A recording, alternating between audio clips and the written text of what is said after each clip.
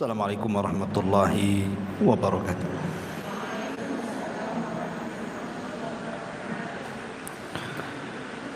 Bihamdillah wassalatu wassalamu ala rasulillah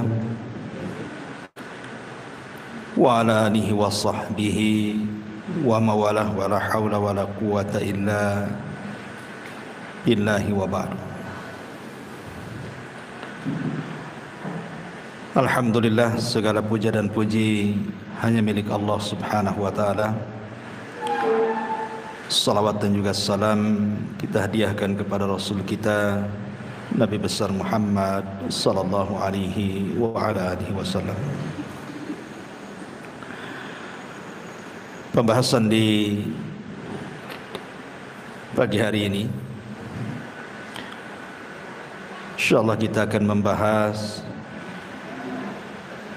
seputar renungan kematian. Dan ini pembahasan seputar alam barzah, dari mulai kematian, kemudian masuk ke alam barzah. Di sana ada himpitan kuburan, fitnah kubur, azab kubur, kemudian juga apa saja yang bisa menyelamatkan kita dari azab kubur, kemudian amal-amal apa saja yang bermanfaat bagi si mayat, dan begitu seterusnya. Ma'asyiral muslimat yang dimuliakan Allah subhanahu wa ta'ala, Allah subhanahu wa ta'ala berfirman, kullu nafsin dha'iqatul maut. Setiap jiwa itu pasti mengalami kematian. Siapapun manusianya, bahkan para nabi sekalipun disentuh dengan kematian. Walaupun ada diperselisihkan seperti Nabi Ilyas, apakah dia masih hidup, kemudian Nabi Khidir, apakah dia masih hidup, tapi pendapat yang kuat wallahu a'lam bahwa mereka juga sudah meninggal, kecuali yang dikecualikan Allah, Isa ibnu Maryam. Karena memang Allah subhanahu wa ta'ala yang berfirman bahwa Isa itu belum meninggal. Tetapi semua manusia pasti meninggal, hatta Isa sekalipun akan meninggal. Makanya ketika para ulama membahas kenapa Nabi Adam alaihi salatu wassalam diturunkan dari sorga ke bumi, supaya mengalami kematian. Sebab kalau Adam tetap di sorga, Adam tidak akan mengalami kematian. Karena sorga itu darul khulud, tempat memang dikekalkan di situ. Makanya Adam supaya disentuh dari kematian, hikmahnya adalah diturunkan dia dari sorga ke bumi. Makanya Adam pun disentuh dengan kematian, dan seluruh anak turunannya juga disentuh dengan kematian. Apalagi kematian itu kan sesuatu yang sudah ditakdirkan. Setiap manusia itu sudah ada takdirnya. Dan semakin jauh periode Adam sampai ke umat Rasul kita Muhammad sallallahu alaihi wasallam, maka usia manusia juga semakin pendek. Terlebih Nabi SAW membatasi dengan kalimat a'maru ummati bainas sittina wasab'in, bahwa usia umatku itu berkisar antara 60 sampai 70 tahun saja. Artinya sedikit sekali yang melewati 70 tahun. Rata-rata manusia itu 70 tahun ke bawah pasti sudah meninggal. Makanya hati-hati nih kalau sudah 50 60 ya, siap-siap aja ya. Karena Rasul membatasi masalahnya. Kalaupun lewat maka patut disyukuri. Karena Nabi SAW mengatakan sebaik-baik manusia itu yang panjang umurnya dan baik amalannya. Maka kalau dilewatkan 70 tahun berarti harus dijaga amalannya. Bicara tentang kematian, kita tahu bahwa di antara arkanul kiamah, rukun-rukun kiamat itu atau rukun-rukun hari akhir itu, salah satunya adalah al-maut, kematian. Makanya Nabi SAW mengatakan, idza mata ahadukum qamat qiyamatuh. Kalau seandainya salah seorang di antara kalian itu meninggal, berarti telah tegak kiamat padanya. Kiamat itu maksudnya kiamat besar itu pasti terjadi. Sebagaimana kematian juga pasti berlaku. Tetapi dari dua perkara ini yang jelas-jelas adalah kematian. Yang pasti itu pasti adalah kematian. Sebab kiamat besar itu belum pasti kapan terjadinya. Karena Nabi SAW sendiri ketika ditanya oleh malaikat Jibril kapan kiamat, Rasul tidak jawab kan. Rasul hanya mengatakan mal mas'ulu anha bi'a'lama minas sa'il. Orang yang ditanya tidak lebih paham daripada orang yang bertanya. Maknanya Rasul dan Jibril sama-sama tidak tahu kapan kiamat. Tapi kalau kematian itu sudah kepastian. Kenapa? Karena Rasul sudah membatasi umur. Antara 60 sampai 70 tahun, sedikit yang melewati itu kata Nabi. Lah dari sini karena kematian jauh lebih pasti dibandingkan kiamat, maka sudah selayaknya manusia itu punya persiapan. Apa persiapannya? Tentu tidak lain dan bukan taqwallahi azza wa jalla, bertakwa kepada Allah subhanahu wa ta'ala. Ma'asyiral muslimat yang dimuliakan Allah subhanahu wa ta'ala, ada hadis yang panjang sekali. Hadis ini dari Bara bin Azib radhiyallahu anhu. Jadi suatu ketika Nabi SAW itu bersama para sahabat sedang hendak menguburkan salah satu jenazah. Tetapi ketika itu yang menggali lubang belum selesai menggali lahat, sehingga Rasul saat-saat menanti penggalian lahat itu, Rasul mengumpulkan para sahabatnya kemudian berceramah seputar dicabutnya ruh mukmin dan kafir. Lah Nabi SAW kemudian menjelaskan, adapun ruhnya seorang mukmin, kata Nabi SAW, maka akan dicabut dimulai dari jari jemari kaki dan juga tangan. Jadi ruh itu tercabut dari jari jemari dulu, kemudian naik ke atas sampai kemudian di tenggorokan.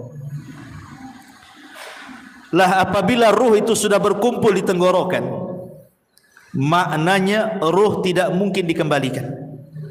Kalau ruh sudah sampai di tenggorokan, ruh tidak mungkin dikembalikan lagi ke badan. Inilah isyarat firman Allah subhanahu wa ta'ala, hatta idza balagatit taraqi wa qila man ra. Hatta idza balagatit taraq, sampai ketika ruh itu di tenggorokan, maka Allah katakan apa? Wa qila man ra. Siapa yang bisa meruqyah dia? Maksudnya mengembalikan ruh ke dalam jasadnya gitu. Tidak ada. Dari sini Rasul mengatakan bahwa tobat seorang hamba tertutup dan tidak ada guna apabila ruh sudah sampai di tenggorokan. Kata Nabi SAW, innallaha yakbalu taubata abdin ma lam yugharghir. Allah itu masih menerima tobatnya seorang hamba sebelum ruh berada di tenggorokan. Kenapa demikian? Karena tadi ruh tidak bisa dikembalikan. Makanya ada dua waktu tobat itu diterima. Pertama, ruh belum mengumpul di tenggorokan. Yang kedua, matahari belum terbit dari arah barat. Kalau dua perkara belum terjadi, maka ada kesempatan tobat. Tapi kalau dua waktu sudah terjadi, maka tobat tertutup. Kemudian Nabi SAW mengatakan, apabila ruh dicabut itu tabi'ahul basar. Jadi pandangan kita mengikuti. Ruh itu kan keluar dari mulut kita.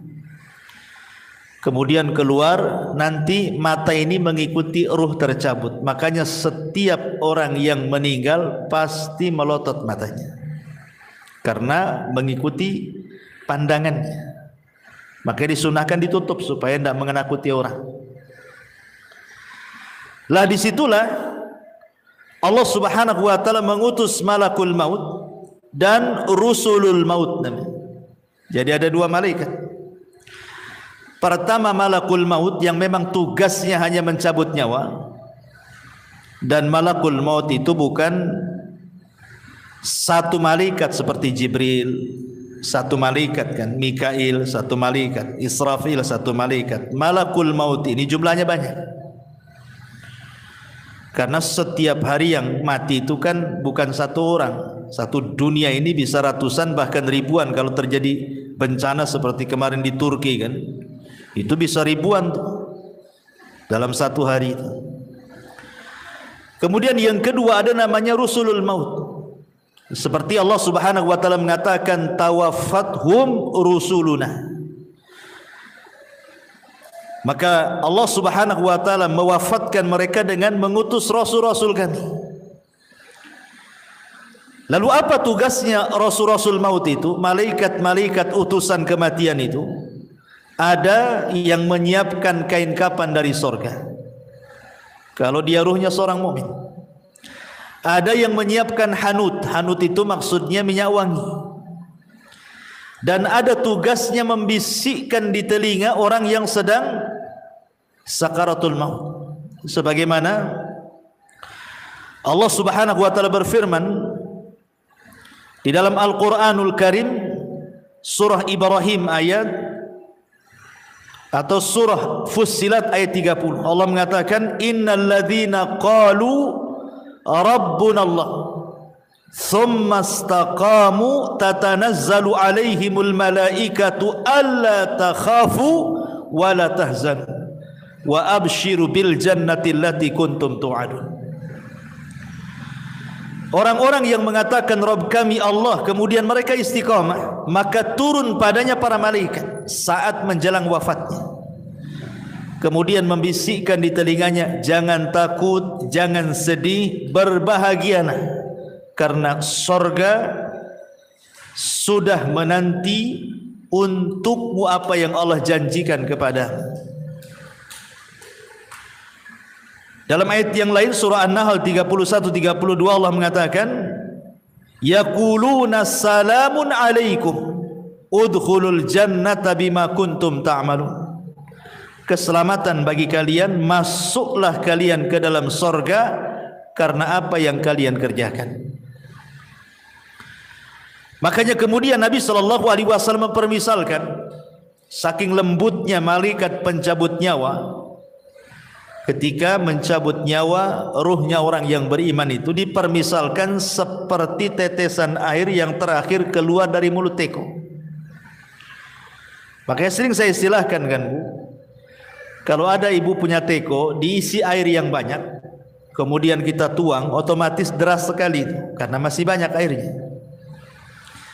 Tapi kalau isi teko itu tinggal satu tetes, kemudian kita tuangkan seperti ini, tentu yang satu tetes itu akan mengalir dengan pelan, karena tinggal satu tetes masalahnya. Pelan sampai masuk di moncong teko, kemudian netes di ujung teko kan gitu. Lah Rasul sallallahu alaihi wasallam mempermisalkan seperti itulah lembutnya ruh seorang mukmin ketika dicabut. Seperti tetesan yang terakhir. Saking lembutnya dari jemari naik terus ke badan sampai ke tenggorokan, sampai kemudian keluar dari mulut seorang mukmin. Tetapi walaupun demikian, yang namanya kematian itu pasti ada sakaratnya. Setiap kematian itu pasti ada keperitannya, ada rasa sakit. Dan itu dialami Nabi SAW. Kalau Nabi saja mengalami, apalagi kita. Nabi yang mengatakan wa inna lil mauti la sakarat. Rupanya dalam kematian itu ada sakaratnya, ada rasa sakitnya. Yang terkadang tidak ada yang tahu rasa sakit itu kecuali Allah Subhanahu wa taala. Tetapi tentu rasa sakit yang diterima oleh seorang mukmin saat detik akhir wafat dia, boleh jadi itu adalah penggugur dosa yang terakhir. Boleh jadi rasa sakit yang dialami di dia itu adalah penggugur dosa terakhir dia. Artinya sebuah kebaikan, bukan sebuah keburukan. Tapi rasa sakit yang dialami orang kafir, munafik, fasik boleh jadi awal azab bagi dia. Terkadang kita bisa melihat ada orang koma itu berbulan-bulan disiksa oleh Allah Azza wa Jalla karena dosanya kan itu. Tapi ada orang mati itu rasanya enak nengoknya gitu. Senyum, bisa mengucapkan kalimat la ilaha illallah, tahu-tahu sedang sujud meninggal, tahu-tahu sedang ibadah meninggal, tahu-tahu baca Quran pula dia meninggal kan. Macam-macam orang meninggal. Tapi yang jelas bahwa ketika tugas malaikat maut hanya mencabut ruh itu saja selesai, maka yang bertugas selanjutnya adalah siapa? Rusulul maut. Diletakkan ruhnya di kain kafan dari sorga, kemudian dibaluri minyak wangi dari sorga, kemudian dibalut, yang subhanallah dijelaskan dalam hadis itu bau minyak wangi dari sorga itu membumbung sampai ke langit, sehingga semua para malaikat di langit itu bertanya, itu ruhnya siapa itu? Maka malaikat yang bertugas membawa ruh ini naik ke langit akan menyebutkan nama terbaik yang disukai dia ketika di dunia. Ruhnya fulan ibnu fulan. Makanya penting orang punya nama baik itu. Maka ketika ruh itu naik ke langit, disinilah Allah Subhanahu wa taala memberikan kemuliaan kepada ruhnya seorang mukmin dengan menyuruh para malaikat penjaga langit itu untuk membuka pintunya. Karena langit itu kan punya pintu. Jadi naik ke langit pertama dibuka pintunya, naik ke langit kedua dibuka pintunya, ketiga, keempat, sampai ketujuh, sampai melewati langit ketujuh. Entah sampai mana wallahu alam, tidak dijelaskan, tapi yang jelas kemudian Allah Subhanahu wa taala berfirman kepada ruhnya seorang mukmin ini, letakkan kembali ruh kepada jasadnya, kemudian naikkan catatannya fil illiyin. Artinya ruhnya seorang mukmin itu akan berjumpa dengan Allah. Dan perjumpaan kita dengan Allah itu di 4 tempat kan sudah saya jelaskan. 2 di dunia dan 2 di akhirat. 2 di dunia, yang pertama saat solat. Itulah saat perjumpaan kita dengan Allah. Sebenarnya saat solat itu adalah saat perjumpaan kita dengan Allah. Karena Allah yang mengatakan, wa innaha lakabiratun illa 'alal khashiin. Solat itu berat kecuali bagi orang-orang yang khusyuk. Kemudian Allah tafsirkan dalam Al-Quran siapa orang-orang yang khusyuk itu? Alladzina yadhunnuna annahum mulaqu rabbihim. Orang-orang yang yakin bahwa mereka sedang berjumpa dengan Allah. Kemudian yang kedua, ini saat sakaratul maut ini. Saat ruh dibawa oleh malaikat rusulul maut ke melintasi langit ketujuh, itu juga berjumpa dengan Allah. Dan Allah katakan kembalikan ruhnya ke dalam jasadnya, kemudian naikkan catatannya di tempat yang paling tinggi yang disebut dengan illiyin. Kemudian 2 nanti kelak pada hari kiamat, ketika Allah Subhanahu wa taala menggiring manusia sesuai dengan sesembahannya. Jadi Allah akan mengumpulkan manusia itu sesuai dengan sesembahannya. Yang nyembah sapi di sana, yang nyembah ular di sana, yang nyembah batu di sana. Jadi manusia itu akan dikumpulkan bersama sesembahannya. Ketika semua manusia dikumpulkan bersama sesembahannya, disitulah Allah Subhanahu wa taala akan menampakkan siapa yang menyembah kepada dirinya. akan menampakkan kepada manusia yang selama ini menyembah kepada dirinya. Anehnya, di situ orang yang beriman dengan orang munafik dikumpulkan. Ketika Allah Subhanahu wa taala kemudian menyingkapkan dirinya, maka semua orang-orang yang beriman sujud. Tapi orang-orang munafik tidak bisa sujud. Fala yastati'un. Inilah perjumpaan orang-orang yang beriman kelak di padang mahsyar. Dan yang terakhir tentu di sorga. Dan itu nikmat yang paling besar, ru'yatullahi azza wa jalla, memandang wajah Allah Subhanahu wa ta'ala. Jadi ketika ruh itu kemudian naik ke langit dan Allah Subhanahu wa ta'ala memerintahkan untuk dikembalikan ke dalam jasadnya, kapan itu peristiwa ini? Ketika manusia sibuk sedang fardu kifayah. Jadi ketika mayat meninggal, ruh diangkat itu kan orang-orang sibuk tuh. Ada yang memandikan, ya kan? Ada yang mengkafankan, ada yang menyolatkan. Jadi mayat itu sendiri yang sudah tidak ada ruh itu sibuk sedang di fardu kifayahkan, sementara ruh itu punya kesibukan sendiri, gitu maksudnya. Baru setelah kemudian selesai menyolatkan, kemudian ruh ini dimasukkan ke dalam jasadnya dimasukkan ke dalam keranda, kemudian menuju kuburan, ya kan? Maka ruh ini kemudian masuk di situ. Kalau ruhnya orang-orang yang beriman, maka akan bicara, qaddimuni qaddimuni, segerakan aku katanya. Jadi ketika berada di atas kendaraan itu, keranda itu, maka ruhnya orang yang beriman itu yang masuk ke dalam jasadnya, dia akan bicara, tapi tidak ada yang mendengar. Ya, walaupun mungkin suaminya, istrinya, ayahnya, anaknya, nggak ada yang mendengar. Walaupun dia teriak-teriak qaddimuni qaddimuni gitu, segerakan aku. Tapi kalau ruhnya orang kafir, ruhnya orang munafik, ruhnya orang-orang fasik, dia akan berteriak-teriak, celaka kalian, celaka kalian. Ya wailaha aina tadhhabun, celaka kalian, mau dibawa kemana aku ini, katanya. Ini kalau ruhnya orang jahat nih, mereka akan mengatakan, ya wailaha aina tadhhabuna biha, hendak dibawa kemana aku ini. Subhanallah. Kata Nabi SAW, yasma'u sautuha atau yasma'u sautaha kullu syai'in, segala sesuatu mendengar teriakannya, illal ins, kecuali manusia. Manusia tidak mendengar.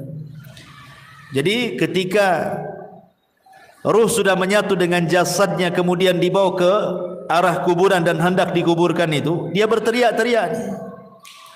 Binatang mendengarnya, semua makhluk mendengarnya, kecuali manusia dan jin tidak bisa mendengar. Tetapi kalau ruhnya orang baik, tadi saya katakan apa? Dia akan mengatakan qaddimuni qaddimuni, segerakan aku katanya. Subhanallah kan? Justru senang orang-orang yang beriman itu suruh disegerakan. Dari sini Nabi SAW mengatakan apa? Asri'u bil janazah, segerakan kalian memfardu kifayahkan jenazah. Kenapa demikian? Wa in taku salihatan fa khairun tuqaddimuna. Kalau memang ini orang baik, maka anda sudah berlaku kebaikan kepada orang ini dengan menyegerakan. Wa in taku ghaira dzalik, tapi kalau tidak demikian, maksudnya dia orang jahat, fa syarrun tadhauna fi riqabikum, itu sama saja meletakkan keburukan di rumah kalian. Maka segerakan. Mau orang baik segerakan, mau orang jahat segerakan. Kalau orang baik berarti kebaikan bagi si mayat, kalau orang jahat sama saja meletakkan kejahatan di rumah.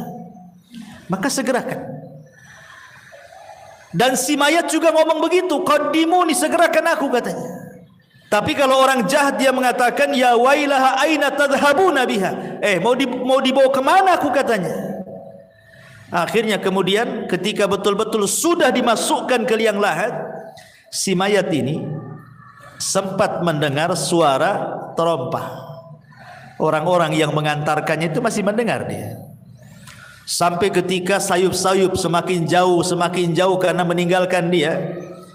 Ketika sudah les, sudah enggak ada suara lagi, maknanya dia sudah ditinggal. Dari sini kata Nabi SAW, yang pertama kali meninggalkan si mayat itu apa?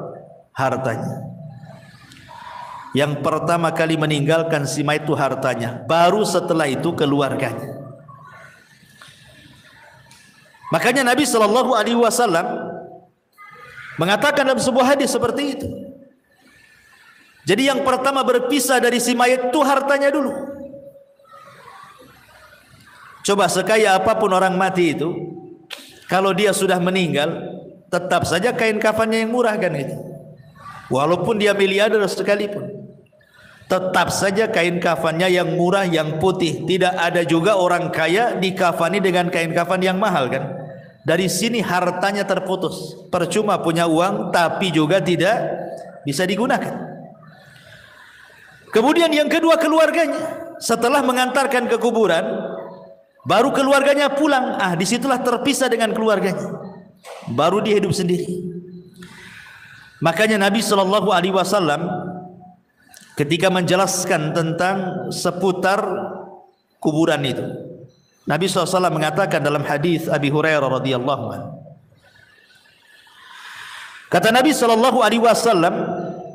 "Anna imra'ata sauda kana taqumul masjidah." Ada wanita berkulit hitam itu biasa menyapu di masjid Nabi SAW. Kemudian wanita ini meninggal. Nabi SAW tidak diberitahu, kata Rasul, "Afala kuntum adzantumuni?" Kenapa kalian tidak menghabarkan kematian wanita itu, katanya. Maka Rasul mengatakan, "Dulluni ala qabriha." Kalau begitu tunjukkan di mana kuburannya. Kemudian Nabi SAW setelah ditunjukkan kuburannya, apa kata Rasul?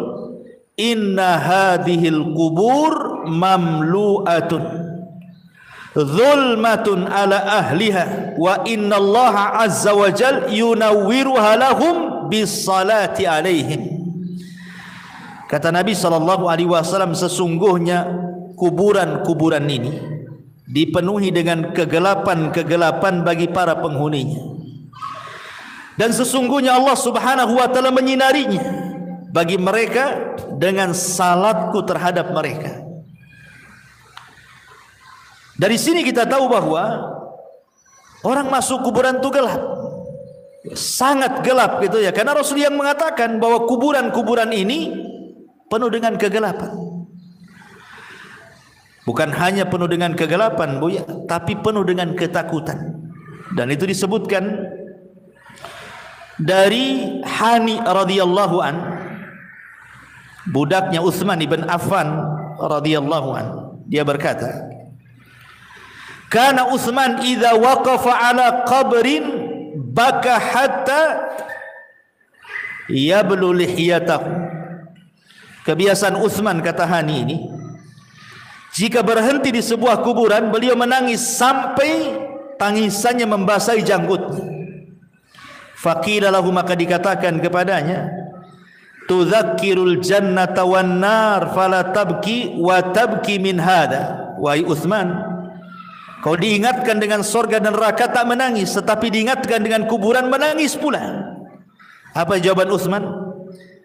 Kata Utsman ibn Affan radhiyallahu anhu mengatakan, "Inna Nabiyya sallallahu alaihi wasallam qala," karena Nabi SAW bersabda, "Innal qabra awwalu manzilin min manazilil akhir, fa in naja minhu fama ba'dahu aisar minhu, wa illam yanju minhu fama ba'dahu ashaddu minhu." Qala wa qala an-nabiy sallallahu alaihi wasallam, "Ma ra'aitu mandaran qad illa al-qabru afda'u minhu." Kata Rasul. Kata Utsman ibn Affan radhiyallahu anhu, aku pernah mendengar Nabi sallallahu alaihi wasallam bersabda, kubur ini adalah persinggahan pertama dari persinggahan-persinggahan akhirat. Bila seseorang selamat dari keburukan kubur, maka setelahnya lebih mudah baginya. Tapi bila dia tidak selamat dari keburukan kubur, maka setelahnya lebih berat. Kemudian Utsman mengatakan, sungguh aku pernah mendengar Rasul mengatakan, aku tidak melihat satu pemandangan pun yang lebih menakutkan dibandingkan kuburan, kata Rasul. Jadi kuburan ini menakutkan dan juga menggelapkan. Lah ketika kemudian si mayat ini sedikit demi sedikit kan sudah hilang suara terompah yang didengar yang mengantarkannya itu. Disitulah datang dua malaikat yang disebut dalam hadis itu namanya Munkar dan juga Nakir.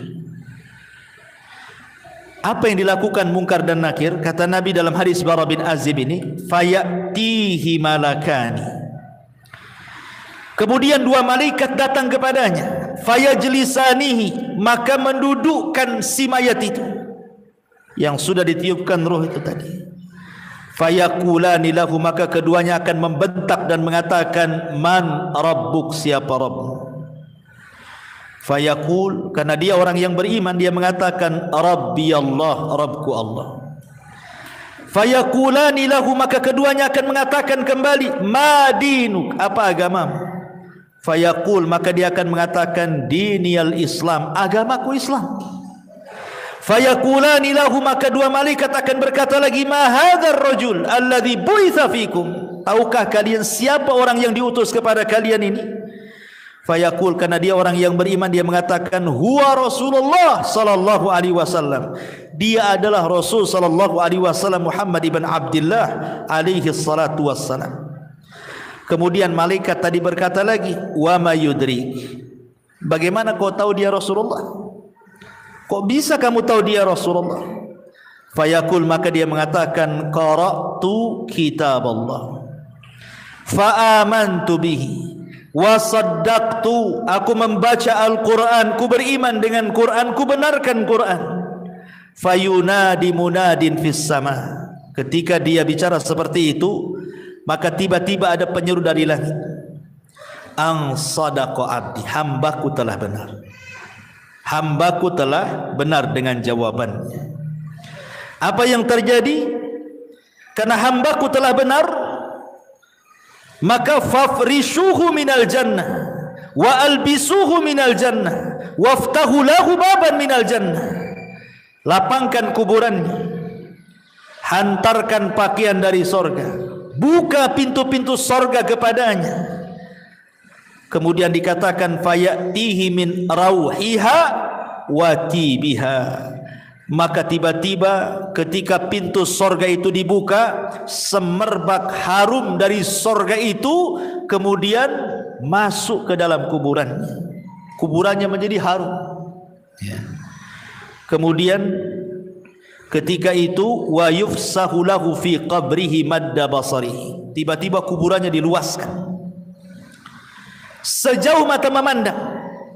Jadi kalau ibu naik di atas ketinggian kemudian melihat gitu ya, sampai di mana, itulah maksudnya sejauh mata memandang itu.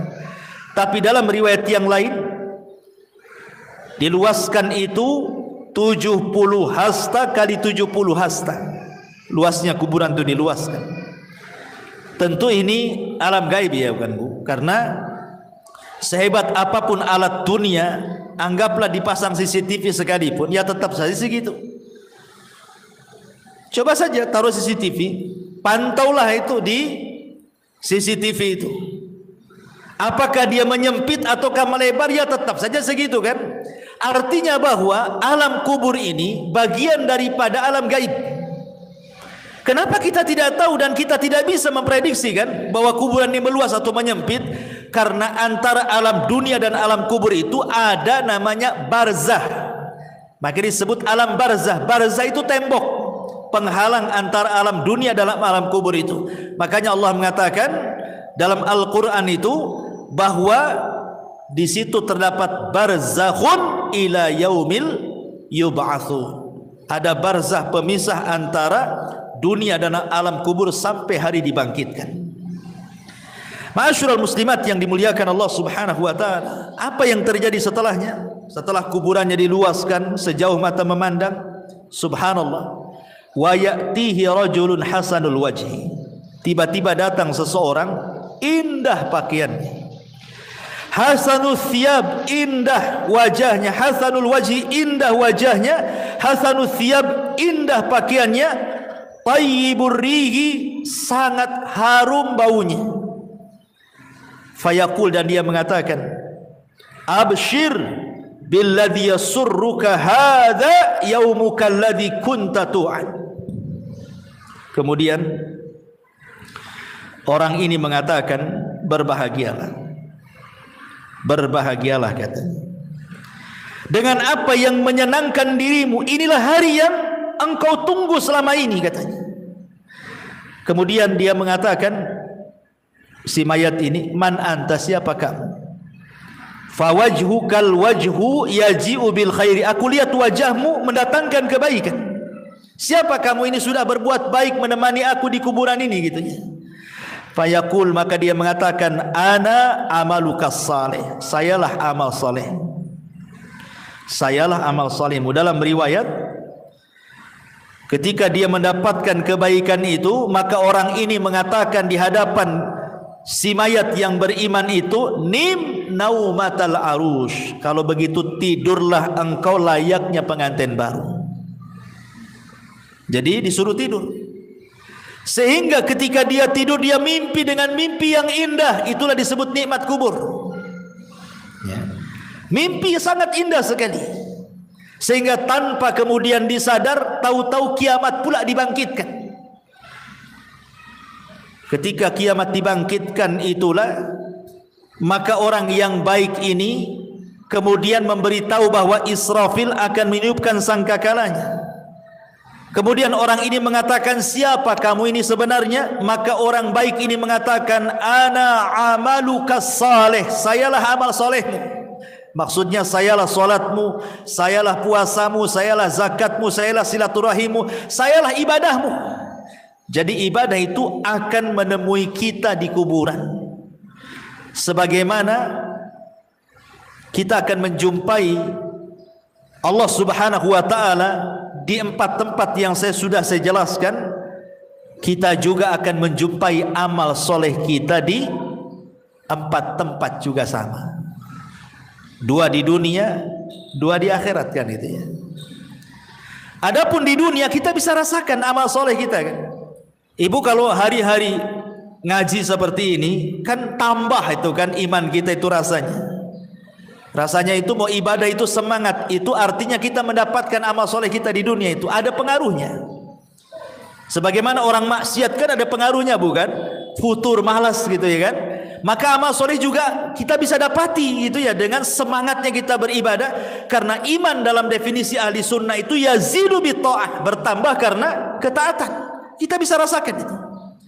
Kemudian yang kedua, di sini dalam kuburan ini kita akan mendapatkan amal soleh kita dalam wujud manusia. Sehingga ketika ditanya, siapa engkau ini? Wajahmu kok wajah yang baik sekali.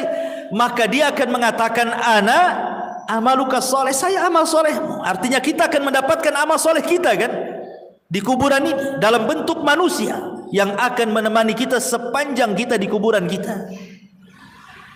Sehingga sebagian para ulama ketika membahas apakah orang-orang yang dikubur itu bisa merasakan perjalanan waktu, sama dengan kayak ibu kita sekarang kan bisa kita merasakan perjalanan waktu kan Bu ya. Pagi aktivitasnya apa, siang aktivitasnya apa, sore apa, malam apa, besok pagi lagi kan bisa kita merasakan aktivitas waktu itu berjalan kan itu ya. Ya, hari, minggu, bulan, tahun kita bisa merasakan. Pertanyaannya, apakah orang-orang yang dikubur juga merasakan ada aktivitas waktu sehari-hari? Pagi, siang, sore, malam, ke pagi lagi, siang, sore, malam, ke pagi lagi gitu ya. Sementara orang-orang yang dikubur itu kan ada yang sudah lama kan. Kalau yang meninggal di zaman Rasul kan sudah 14 abad berarti kan. Sudah 14 abad sampai sekarang enggak dikiamat-kiamatkan. Atau yang sebelum Nabi umpamanya, tentu lebih lama lagi orang itu di kuburan itu. Apakah mereka akan merasakan bimururil waktu, kata ulama, dengan berjalannya waktu itu? Maka ulama membagi dua, kata ulama, memerinci. Kalau yang di kuburan itu mereka orang-orang yang beriman, baik dari umat Nabi atau umat-umat sebelumnya, dan mereka mendapatkan nikmat kubur, maka mereka tidak akan merasakan berjalannya waktu. Mereka tidak akan merasakan, walaupun ratusan tahun, walaupun ribuan tahun sekalipun, mereka tidak akan merasakan berlewatnya waktu itu. Ya. Tetapi kalau mereka adalah orang-orang kafir, orang munafik, orang fasik, maka mereka akan merasakan itu. Karena itu bagian daripada azab. Ya. Jadi sekali lagi, kalau orang-orang yang beriman yang mendapatkan nikmat kubur tidak akan terasa di kuburan itu, walaupun ratusan ribuan tahun. Mana dalilnya? Dalilnya adalah peristiwa Ashabul Kahfi yang ditidurkan, atau kisah Nabi Uzair yang ditidurkan 1 abad kan, kemudian dibangunkan, kemudian ditanya, kam labista, berapa lama kau tidur itu? Dia mengatakan apa? Labistu yauman au ba'dha yaum. Perasaan aku baru tidur separuh atau 1 hari katanya. Padahal sudah 1 abad dia tidur kan. Berarti kan dia tidak merasakan tuh. Tidurnya dia tidak merasakan kan. Padahal dia sudah 1 abad, sudah 100 tahun tidur, dibilangnya baru setengah hari katanya. Begitulah orang yang di kuburan, kalau mendapatkan nikmat itu tidak terasa. Seolah-olah waktu berjalan dengan cepat. Tetapi kalau orang terkena azab, itu rasanya penat, lama waktunya menunggu. Ya samalah bukan? Kita menanti orang jenuh gitu kan, lama kali kan. Rasa mau balik saja, nggak datang-datang, ditengok tak nampak lagi, ditengok tak nampak. Ya dah, saya tinggal aja lah. Kan ada kejenuhan tuh. Ya. Tapi kalau asik Bu ya, ibu pengantin baru dengan suami kan, nongkrong tuh di taman, tahu-tahu maghrib, ya kan namanya orang nikmat. Enggak pandang, kok tahu-tahu maghrib katanya gitu. Nah, jadi dari sini di dunia ini kita bisa rasakan dalam kondisi nikmat dengan dalam kondisi tidak nikmat kan itu. Lah dikubur kurang lebih seperti itu. Ya.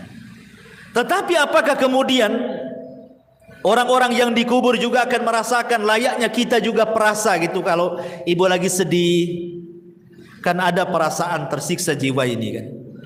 Atau ada masalah rasanya rungsep kehidupan ini kan.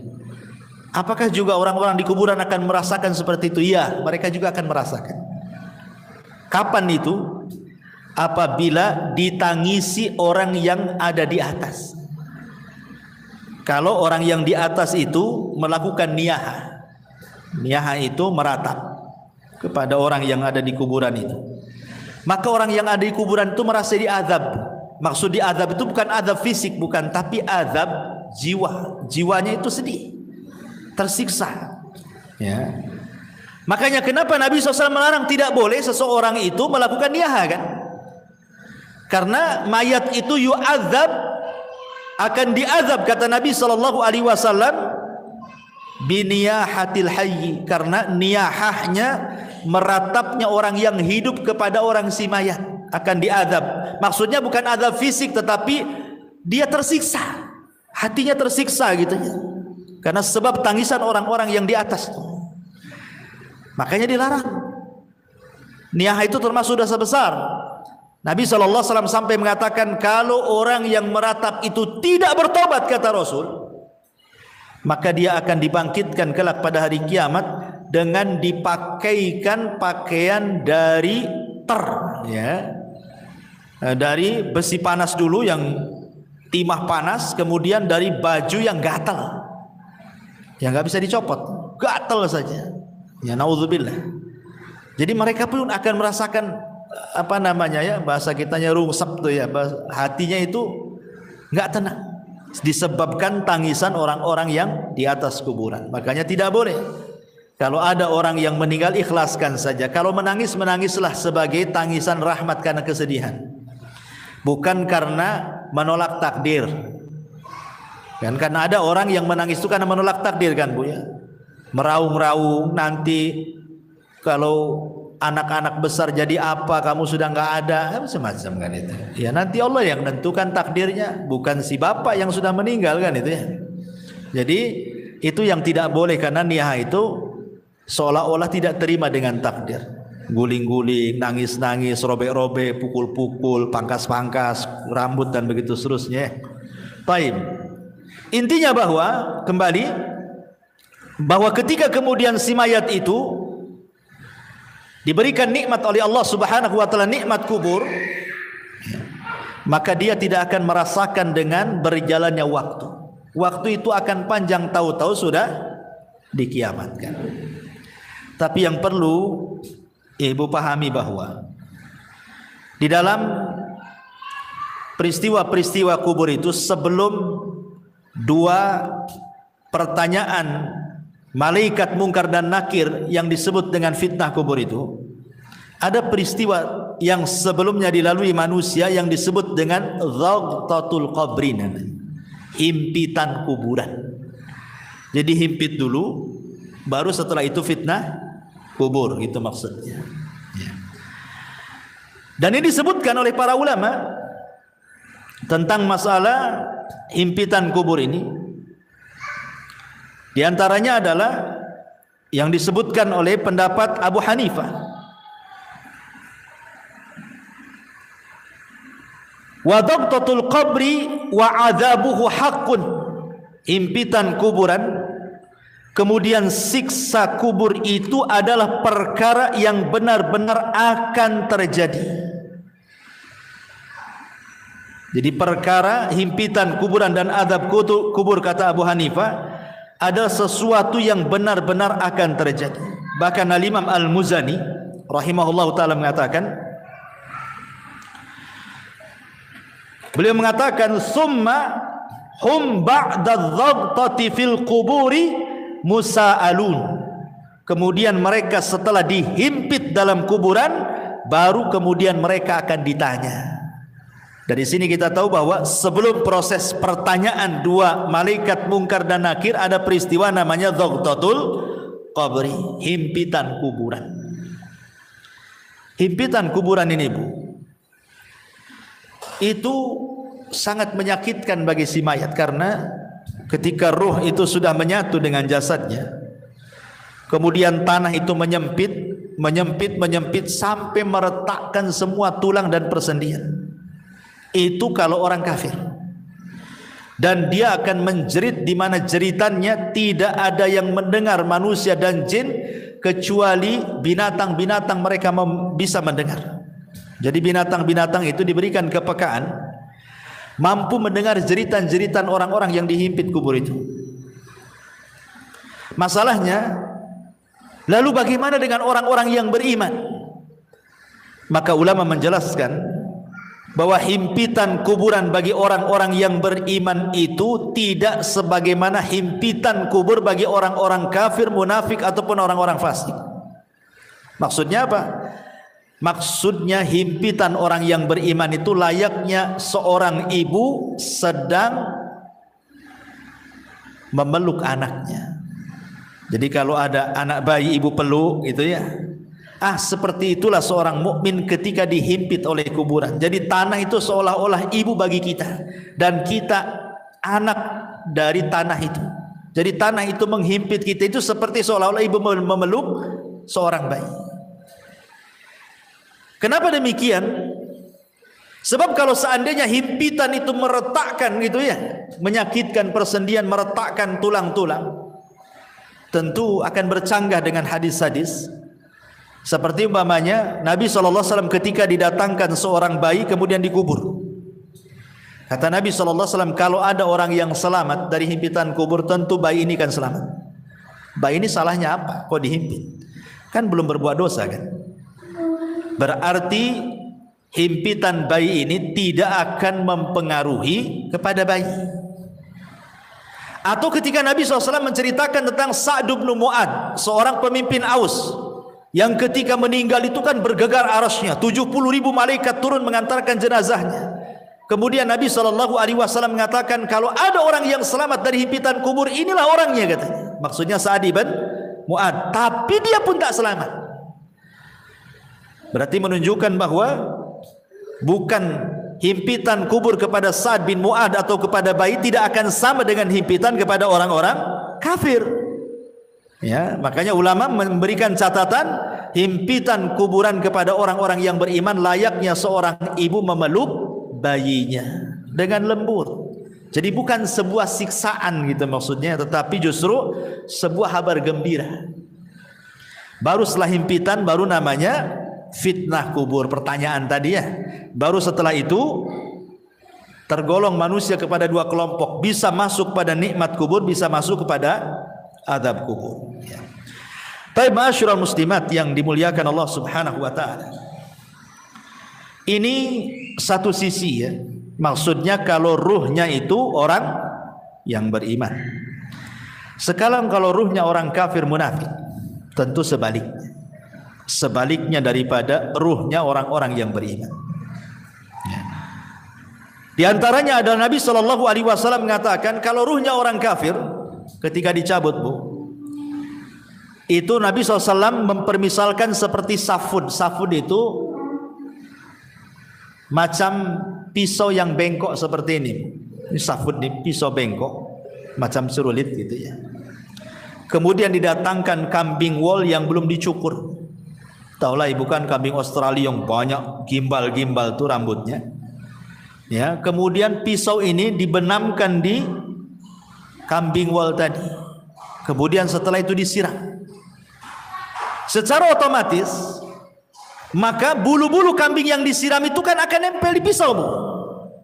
Setelah nempel di pisau, kemudian ibu cabut paksa pisau itu dengan sangat keras gitu ya. Apa yang terjadi?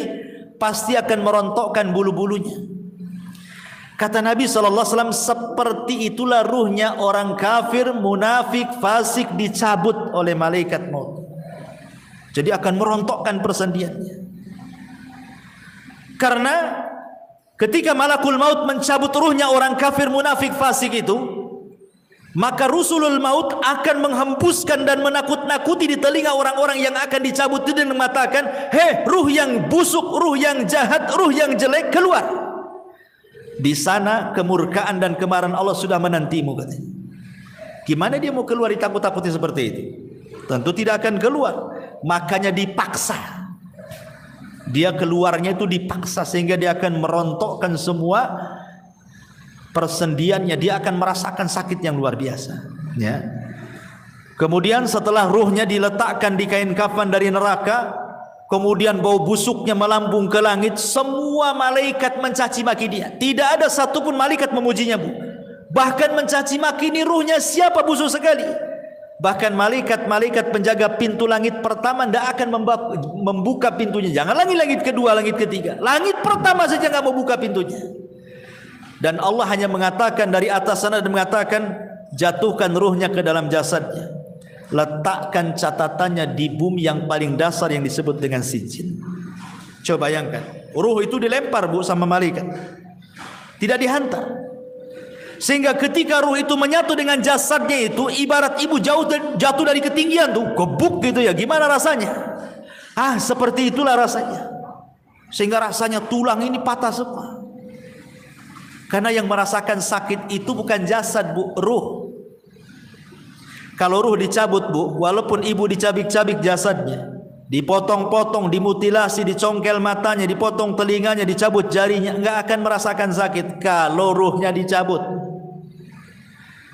Tapi kalau ruhnya dikembalikan, itulah sakit yang dialami itu, bagaikan dia jatuh dari ketinggian, itu yang dia rasakan ya. Sudah itu pula kemudian tiba-tiba dihimpit kuburan gitu, retak semuanya kan. Sudah jatuh dari ketinggian, dihimpit dengan kuburan, makin retak semuanya lah. Sedang dia merasakan sakit, tiba-tiba dibentak pula malaikat Munkar dan Nakir. Kayak apa tuh coba? Siapa Rabb? Siapa nabimu? Ya. Siapa agamamu? Ya, nggak bisa jawab lah dia. Dia aja masih merasakan sakit yang luar biasa. Ya. Makanya ma'asyiral muslimat yang dimuliakan Allah Azza wa Jal, maka dia akan terus menjerit-jerit dalam kuburannya. Manusia dan jin tidak akan mendengarnya kecuali hewan-hewan atau binatang-binatang yang Allah takdirkan mampu mendengarnya. Ma'asyiral muslimat yang dimuliakan, dan begitu seterusnya. Dan Allah Subhanahu wa taala ketika dia tidak sanggup menjawab, apa kata Allah? Angkadzaba 'abdi, hambaku telah berdusta. Bukakan pintu neraka, hempaskan panasnya. Lah disitulah dia akan mengalami yang disebut dengan azab kubur ya. Ini sekilas tentang kematian, fitnah, himpitan, azab dan juga nikmat kubur. Baik.